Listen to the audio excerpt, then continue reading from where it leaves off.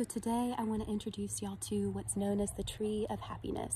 This is mimosa. Its Latin name is Albizia julibrissin, and as it's an invasive tree, it's one that you can harvest freely and reap the benefits. So quick identification note, as you can see, it's got these pom-pom-like pink blossoms that are so iconic, and it's got the pinnately compound leaves that are so characteristic of the pea or Fabaceae family, of which this one is a member. So used for depression, especially unipolar depression, anxiety, and heartbreak especially. This is one that I have heard of other herbalists using to help people transition off of pharmaceutical antidepressants. Of course, that's something that you need to talk with your practitioner about before beginning, but it can be very effective that way. I've used it for clients who used cannabis as their preferred antidepressant and moved to a job or a location where that was no longer legal, and this one is not only legal, but it's readily available.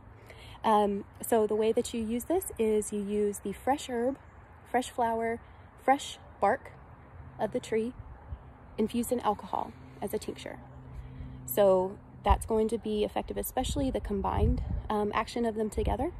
You can also use the dried flower and the dried bark as tea.